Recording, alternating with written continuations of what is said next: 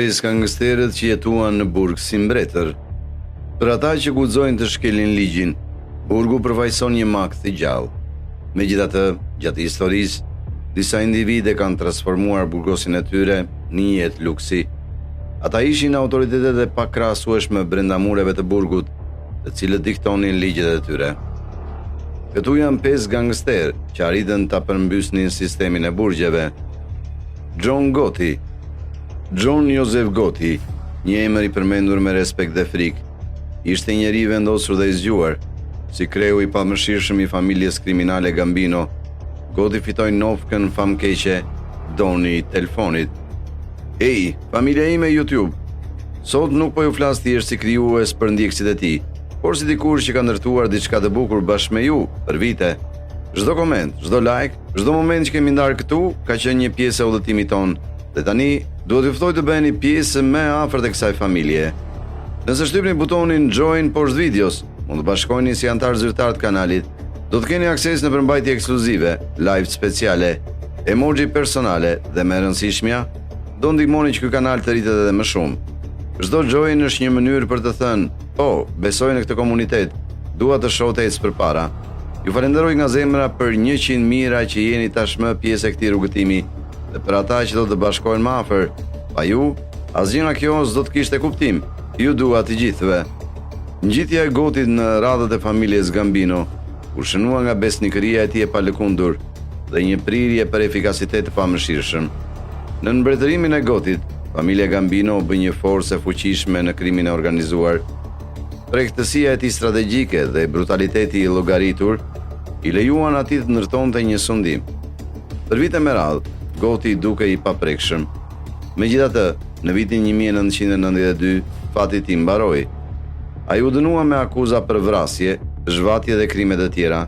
Mbretërimi i tij si kreu i padiskutueshëm i familjes Gambino mori fund. Por pas mureve të një burgu federal me siguri maksimale, reputacioni i Gottit si një shef i frikshëm krimi e parapriu atë. Sipas raportimeve, qelia e tij ishte shumë lart realitetit të zymë të burgosjes. Thuhet se Gotti gëzonte një nivel rehatije dhe luksi që duke i pamendueshëm pas sekurave. Thuhet se ai kishte akses në lehtësira dhe privilegje përtej mundësive të burgosurve të zakonshëm. Në qelinë e tij kishte mobilje të rahatshme, duke shfaqur një mjedis kënaqësie në kontrast të plot me përvojën standarde të burgut. Qelia e tij u bë simbol i pushtetit të tij. Leroy Nicky Barnes. Leroy Nicholas Barnes, i njohur në botë si Nicky, ishte një forcë me të cilën duhej llogaritur. I lindur në nxitimin dhe rëmujën e qytetit të New Yorkut, ai u ngrit për të bërë një bos famkeq droge, duke orkestruar operacione që përfshinin strukturën e komunitetit të tij.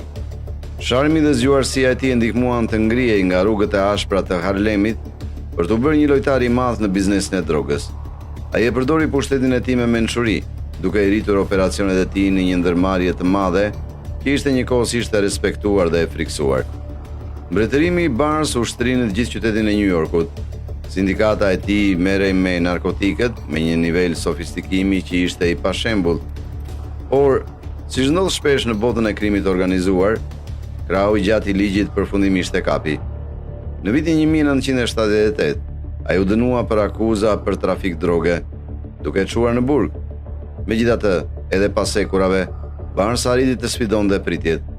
Gjatë qëndrimit të tij, ai jetoi në një nivel rehatije të ngjashme me të jetuarit në shtëpinë e tij. Rojet korruptuara ishin në dispozicion të tij për të përmbushur kërkesat e tij. Ndikimi i tij te kaloi muret e burgut. Pas sekurave, ai vazhdoi drejtonte operacione dhe demonstronte fuqinë e tij. Qelia e tij ishte e përshtatshme për një mbret. Çarçaf mëndafshi mbulonin shtratin e tij. Pikturat e zbukuruara zbukuronin muret dhe her pas here shërbeheshin ushqime gurme. Nuk ishte asgjë që i ngjante realitetit të ashpër të jetës në burg në këtë vend të shenjtë. Al Capone. Në vitin 1920, një figurë doli nga rrugët e Brooklynit, New York, i cili do të bëhej sinonim i krimit të organizuar. Al Capone. Ndërsa epoka e prohibicionit ishte në kulmin e saj, dikimi i Capones nuk njihte kufi. Ai u ngrit për të udhëhequr organizatën famkeqe të Chicagos. Pavarësisht pushtetit të tij, ishte një krim në dukje i zakonshëm që e rrëzoi Caponen. Në vitin 1931, ai u dënua për evazion fiskal dhe u burgos në burgun e frikshëm Alcatraz. Pas mureve të Alcatraz, reputacioni Capone siguroi që ai të merrte trajtim të veçantë. Qelia e tij ishte shumë larg burgimit standard. Ajo krenoi me orendi të rehatshme, banjo private dhe madje edhe me vakte gourmet. Këto lukse ishin të paimagjinueshme në shumicën e burgjeve. Si përfundoi ai në një luks të tillë?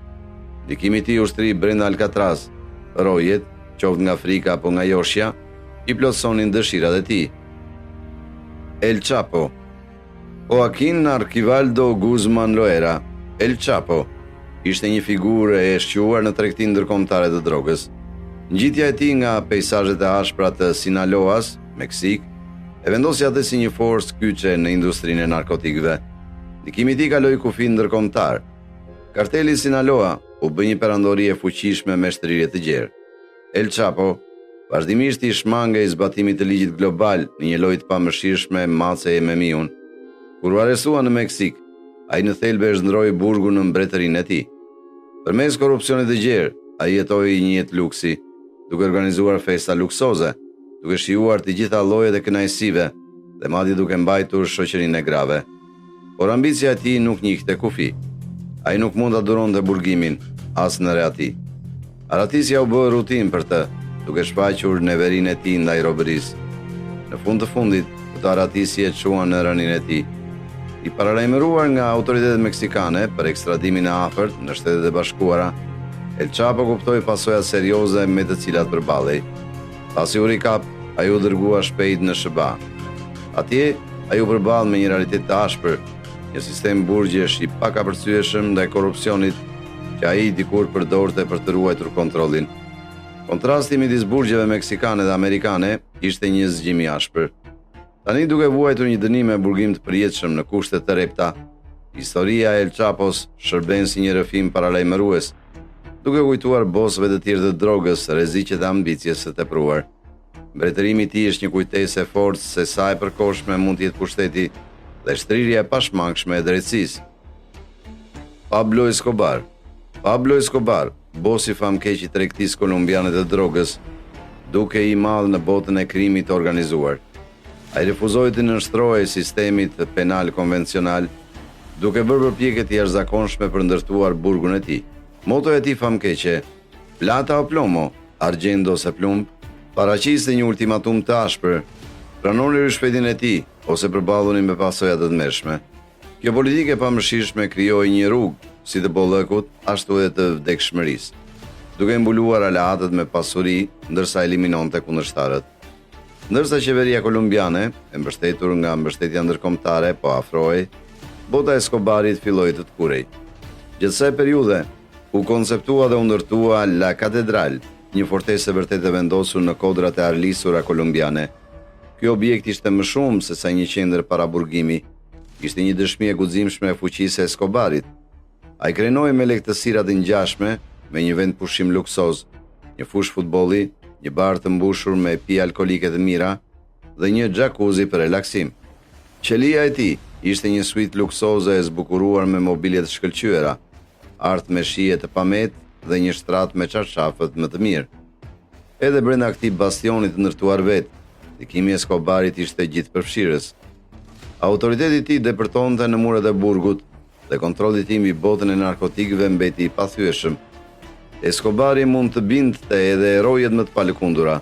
Saga e tij e burgut përmbledh paradoksin e njeriu që e përkuli sistemin sipas vullnetit të tij, duke zbehur kufit midis robit dhe sundimtarit. Ndërsa këta gangster jetonin më mirë në burg se sa shumica e njerëzve jashtë mureve të tij, ndikimi i tyre kriminal lështrihej shumë më tej, duke korruptuar çdo që takonin. Çfarë mendoni për këta gangster? A janë ata në thelb të aftë të arrin nivele të tilla pushteti brenda burgut, apo sistemi i burgjeve